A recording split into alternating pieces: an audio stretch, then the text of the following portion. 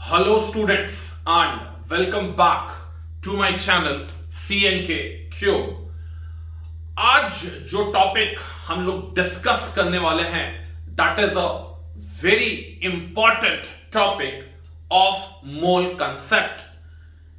Topic का नाम है बेटा एन फैक्टर कैलकुलेशन। ये एक ऐसा टॉपिक है जो बच्चों को इसमें बहुत डर लगता है और बहुत जगह पे ये पढ़ाया भी नहीं जाता है।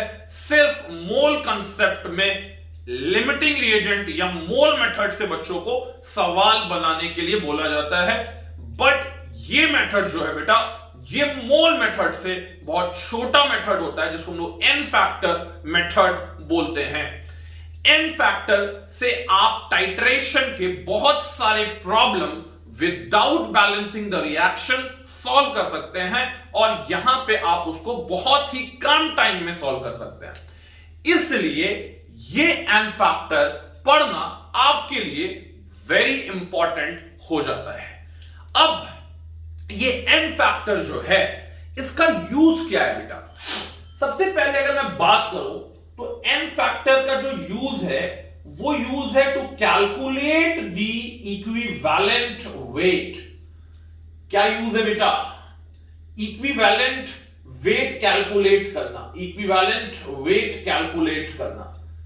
ठीक है, इक्विवेलेंट वेट क्या होगा बेटा? It is molecular weight by n factor. ये क्या हो जाएगा बच्चों? ये हो जाएगा molecular weight by n factor. अब इसके बाद what is the significance of equivalent weight? ये सारी चीजें जो है ये आपसे डिस्कस मैं बाद में करूंगा। The objective of today's class is to calculate the n factor. अब ये जो एन फैक्टर है बच्चों, ये एन फैक्टर जो है ये दो सिस्टम के लिए डिफाइन होता है। कितने सिस्टम के लिए? दो सिस्टम के लिए। पहला सिस्टम क्या है सर? पहला सिस्टम है बेटा रेडॉक्स सिस्टम। सर दूसरा सिस्टम क्या है बेटा? दूसरा सिस्टम है नॉन रेडॉक्स सिस्टम। दूसरा सिस्टम है बेटा नॉन रेडॉक्स सिस्टम। दो सिस्टम है बेटा, एक है रेडॉक्स सिस्टम और दूसरा है बेटा नॉन रेडॉक्स सिस्टम। बेटा ये वाला पार्ट थोड़ा आप कह सकते हो कि कॉम्प्लिकेटेड है या टफ है। ये थोड़ा कॉम्प्लिकेटेड है और ये बेटा बड़ा सिंपल है। इसको निकालने में ज्यादा मेहनत हमें करना ही नहीं है।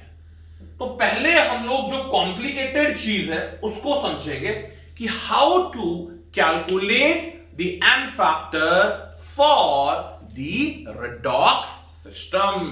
रेडॉक्स सिस्टम के लिए एन फैक्टर कैसे निकालेंगे? बेटा सबसे पहले एन फैक्टर निकालने के लिए आप एन फैक्टर को डिफाइन करेंगे कि sir what is n factor. आप तो एन फैक्टर बोले जा रहे हैं, बट है क्या n factor? Sir what is n factor? Sir आप तो ये बता ही नहीं रहे। आप एन फैक्टर इतनी बार बोल चुके हैं, आप एन फैक्टर का यूज बोल चुके हैं sir, but what is n factor sir? हम लोग को एन फैक्टर डिफाइन तो कीजिए सर। कर रहा हूं बेटा। एन फैक्टर जो होता है बेटा, डेफिनेशन लिखने से पहले इसको फील कर लो। जब तक आप टॉपिक को फील नहीं करेंगे तब तक आपको इसमें कोई मजा, कोई अंडरस्टैंडिंग डेवलप होने वाला नहीं है। एन फैक्टर जो है बेटा, अगर एक लाइन में आपको समझना है तो सिंपल डेफिनेशन है। सिंपल क्या डेफिनेशन है सर? बेटा it is defined as the number of electrons lost या gained by 1 mole of any species. Sir English हम लोग को तो आता नहीं है सर, ऐसे तो बुक में भी लिखा होगा। आप थोड़ा और क्लैरिटी के साथ समझाइए। बिल्कुल आपको क्लैरिटी के साथ मैं इसको समझाता हूं। ये बता रहा है कि आपके पास अगर किसी स्पीशीज का 1 मोल पड़ा हुआ है तो जब वो कोई रिडॉक्स रिएक्शन करता है तो वो कितना इलेक्ट्रॉन लॉस या कितना इलेक्ट्रॉन गेन करेगा।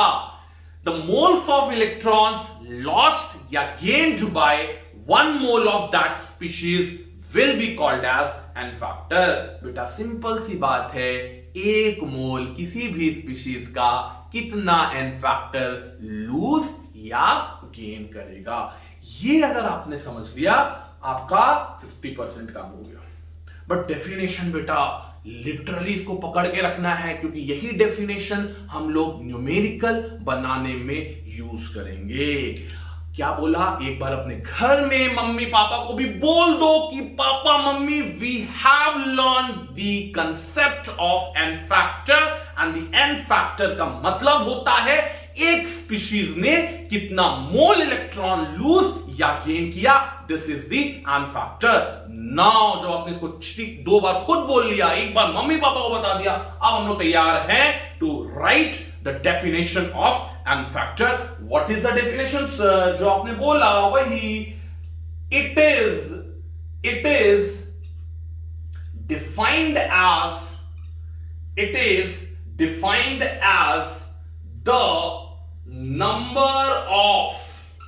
the number of electrons, ठीक है, the number of, या moles कर लेना, the number of moles of electrons lost या बेटा gained by 1 mole of any species, 1 mole of any species। ये बड़ा डेफिनेशन इतना सिंपल लगता है ना सर, 1 मोल स्पीशीज ने 1 मोल इलेक्ट्रॉन लूज किया, एन फैक्टर 1। बेटा 1 मोल स्पीशीज ने 2 मोल इलेक्ट्रॉन लूज किया या गेन किया, बेटा एन फैक्टर 2। बेटा 3 मोल स्पीशीज ने 3 मोल इलेक्ट्रॉन गेन या लूज किए, बेटा एन फैक्टर 3। बेटा सुनने में बड़ा आसान लग रहा है, बट आप इसको जब निकालने जाओगे तो आपको बहुत केयरफुल रहना पड़ेगा, बिकॉज अगर एन फैक्टर गलत निकल गया बेटा, आपका टाइट्रेशन का पूरा प्रॉब्लम ही गलत होने वाला है, आपका सॉल्यूशन जो है वो गलत होने वाला है, आप अपने मार्क्स जो है वो लूज कर देंगे। बट मैं आपको रॉक सॉलिड प्रिपरेशन कराऊंगा, मैं आपको दूंगा टॉपर मटेरियल और आपको बताऊंगा कि टॉपर एन फैक्टर कैसे निकालते हैं और टॉपर टाइट्रेशन के क्वेश्चंस को कैसे डील करते हैं। पहले आप इस डेफिनेशन को नोट करिए।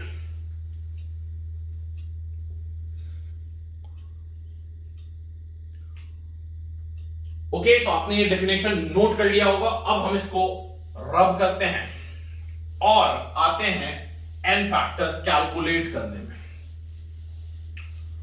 ओके तो सबसे पहले बेटा हम लोग एन फैक्टर कैलकुलेट करेंगे, n factor in the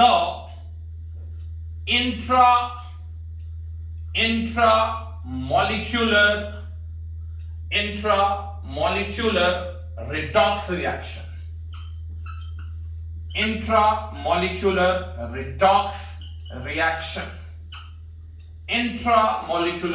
redox reaction में हम लोग बेटा एन फैक्टर को कैलकुलेट करने वाले हैं। सर हम लोग तो बच्चे हैं सर, हम लोग को इंट्रामोलिकुलर रिडॉक्स रिएक्शन नहीं पता है। बेटा अगर आपको इंट्रा स्कूल कंपटीशन पता है, अगर आपको इंट्रा कॉलेज कंपटीशन पता है, तो आपके लिए इंट्रामोलिकुलर रिडॉक्स रिएक्शन जो है वो बहुत आसान सी चीज है। बेटा इंट्रा स्कूल में क्या करते थे, अपने ही स्कूल के बच्चों के साथ आप कंपटीशन करते थे, वो इंट्रा स्कूल हो जाता था। जब मैं किसी कॉलेज में पढ़ रहा हूं, मैं अपने ही कॉलेज के बच्चों के साथ किसी डिबेट कंपटीशन में पार्ट करूं, तो वो इंट्रा कॉलेज कंपटीशन होगा। तो इंट्रामोलिकुलर रिडॉक्स रिएक्शन भी सिमिलर डेफिनेशन से आता है। इसका मतलब होता है कि अगर आपके पास एक रिडॉक्स रिएक्शन है, तो उस रिडॉक्स रिएक्शन में जो भी एलिमेंट ऑक्सीडाइज हो रहा होगा, मार्क माय वर्ड्स, जो भी एलिमेंट ऑक्सीडाइज हो रहा होगा एंड जो भी एलिमेंट रिड्यूस हो रहा होगा, मैंने क्या कहा, एक ऐसा रिडॉक्स रिएक्शन जिसमें जो एलिमेंट रिड्यूस हो रहा होगा और जो एलिमेंट ऑक्सीडाइज हो रहा होगा, ये दोनों बेटा अगर सेम कंपाउंड में प्रेजेंट हो, तो उस रिएक्शन को हम लोग बोलेंगे intramolecular redox reaction. For example आपके पास है एक रिएक्शन दैट इज KClO3। ये KClO3 जो है ये हीट करने पे टूटता है पोटेशियम क्लोराइड एंड बेटा ऑक्सीजन में। पोटेशियम क्लोराइड एंड ऑक्सीजन में पहले समझो कि how it is a intramolecular redox reaction. What is the oxidation number of potassium? It is 1। अगर मैं क्लोरीन की बात करूं इट इज +5, यहां पे chlorine -1, potassium is +1, oxygen is -2, oxygen is 0। बेटा क्लोरीन पे जरा एक बार क्लोरीन को जरा एक बार देख लो।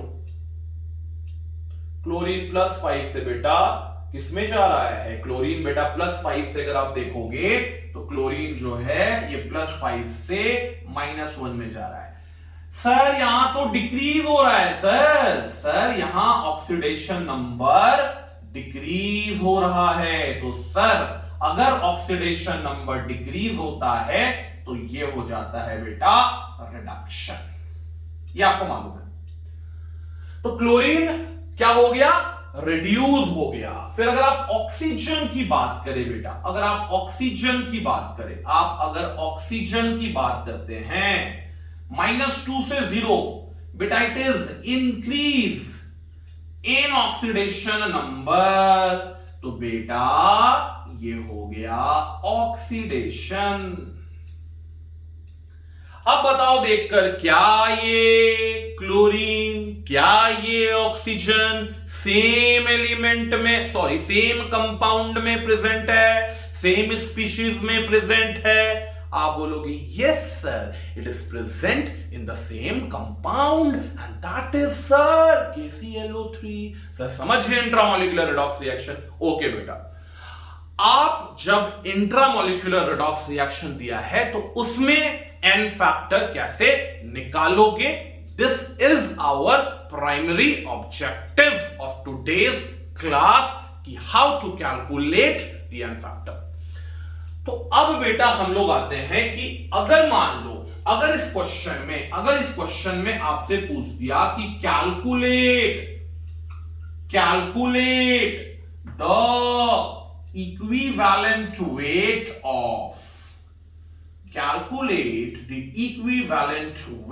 of KClO3।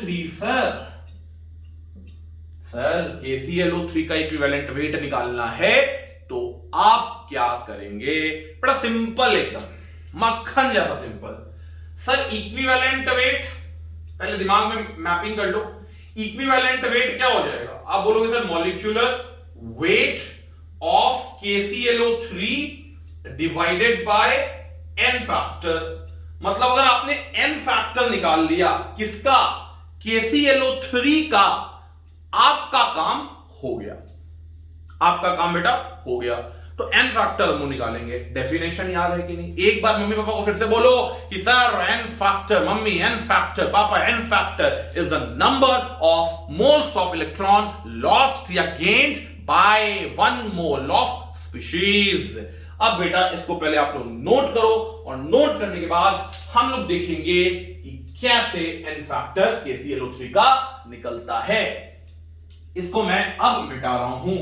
तो मैंने इसको यार मिटा दिया, मैंने इसको मिटा दिया, मैं इसको भी मिटा रहा हूं, ठीक है, मैं इसको भी मिटा रहा हूं, ठीक है। बस इसको ऑक्सीडेशन नंबर के साथ आपको छोड़ देना है। अब आप जरा देखो, क्लोरीन अगर बेटा +5 से -1 गया तो ऑब्वियस सी बात है कि क्लोरीन इलेक्ट्रॉन को गेन करेगा। बेटा एक क्लोरीन ने कितना इलेक्ट्रॉन गेन किया? बेटा +5 से -1 जाने के लिए बेटा इसने 6 इलेक्ट्रॉन गेन कर लिए। इसने बेटा 6 इलेक्ट्रॉन गेन कर लिए। मैंने तुमको क्या बताया था? क्या मुझे क्लोरीन का एन फैक्टर निकालना है? क्या मुझे क्लोरीन का एन फैक्टर निकालना है? नहीं, हमें निकालना है KClO3 का एन फैक्टर। और जब आपको KClO3 का एन फैक्टर निकालना है तो आप ये नहीं देखेंगे कि क्लोरीन, 1 मोल क्लोरीन ने कितना इलेक्ट्रॉन लूज किया, आप ये देखेंगे कि 1 मोल KClO3 ने कितना इलेक्ट्रॉन लूज किया। या कितना इलेक्ट्रॉन गेन किया। अब देखो आप, एक मोल, मैं लिख दे रहा हूं पहले एकदम प्यार से, 1 मोल ऑफ KClO3 कंटेन्स कितना mole chlorine atom, 1 mole of chlorine atom sir. तो बेटा जितना इलेक्ट्रॉन गेन क्लोरीन कर रहा है उतना ही इलेक्ट्रॉन गेन कौन करेगा, उतना ही इलेक्ट्रॉन गेन KClO3 करेगा। इसलिए मैं into 1 कर रहा हूं। तो बेटा number of electrons gained by 1 mole of KClO3 is equal to number of electron gained by 1 mole of chlorine atom, और ये बेटा हो जाएगा 6। सो n फैक्टर बधाई हो, कितना आ गया 6, n फैक्टर हो गया 6। तो बेटा आपका इक्विवेलेंट वेट भी रेडी है, और बेटा आपका इक्विवेलेंट वेट हो जाएगा किसका, KClO3 का मॉलिक्यूलर वेट बाय 6। बधाई हो, आपने आंसर निकाल लिया है। अब कुछ लोग सोच रहे होंगे कि सर लॉस तो आपने गेन तो आपने दिखा दिया, बट यहां तो लॉस भी हो रहा है सर। यहां तो ऑक्सीजन अपना इलेक्ट्रॉन लॉस कर रहा है क्योंकि उसका सर ऑक्सीडेशन हो रहा है। तो आप अगर लॉस निकालेंगे तो शायद अलग नंबर हो सकता है, आप उसको भी निकाल के दिखाइए।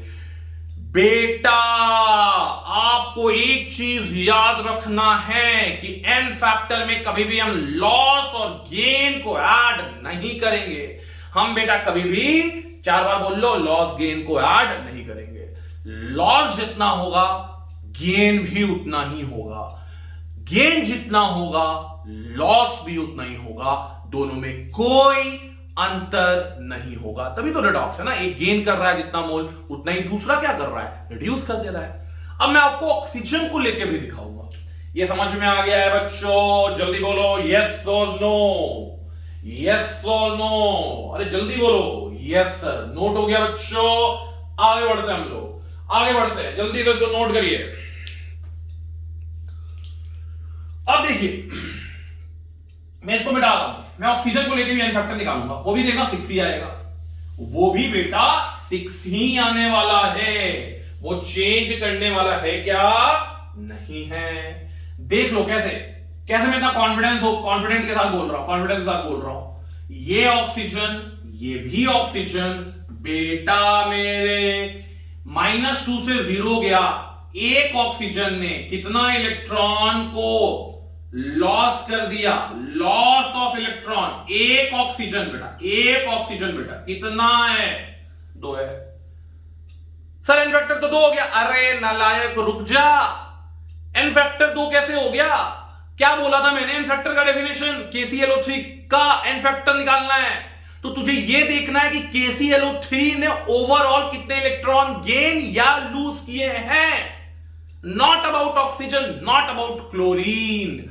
समझ में आ रहा है? ऑक्सीजन कितना इलेक्ट्रॉन लूज करता है, गेन करता है, इससे अपन को कोई मतलब नहीं है। अपन को मतलब है 1 मोल KClO3 से। बेटा जरा ध्यान से देख कि यहां 1 मोल KClO3 में कितना मोल ऑक्सीजन है रे बेटा 3 mole of oxygen atom given है। बेटा 1 मोल KClO3 में 3 मोल ऑक्सीजन एटम गिवन है। तो बेटा number of electrons lost by 1 mole of KClO3, क्या इसको मैं नहीं लिख सकता हूं कि 2 into 3 हो जाएगा, that is 6। क्योंकि 1 मोल KClO3 में कितना मोल ऑक्सीजन है बेटा? बेटा 3 मोल। बेटा 3 मोल, तो आप यहां क्या मल्टीप्लाई करोगे? 3 मल्टीप्लाई करोगे। समझ में आ रहा है? यस और नो? अब एन फैक्टर बेटा 6 आ गया, तो यहां बेटा again molecular weight bye 6 will be equal to the equivalent weight of KClO3। ये हो जाएगा आपका फाइनल आंसर। ये हो जाएगा बेटा आपका फाइनल आंसर। ये हो गया पहला टाइप, यानी n factor intramolecular redox reaction में कैसे निकालेंगे। ऐसे ही आपको दूसरा टाइप भी करना है कि n factor intermolecular redox system में कैसे करेंगे, और एन फैक्टर हम लोग डिस्प्रपोर्शनेशन रिएक्शन में कैसे कैलकुलेट करेंगे। ये अगर आपने इस पे कमांड बना लिया तो आप बोल सकते हैं कि IIT is not a dream for me, it is a reality for you. तो dream, dare and achieve, this should be your motto, कि हमें ड्रीम तो बड़ा करना है, डिटर्मिनेशन भी बड़ा करना है, और फाइनली उसको अचीव भी करना है। इसको बेटा आप नोट करो। अब हम लोग नेक्स्ट क्लास में ही देखेंगे how to calculate the n factor of intermolecular redox reaction. तब तक के लिए जय हिंद, जय Bharat. Thank you and take care of you and yourself and your family. Thank you.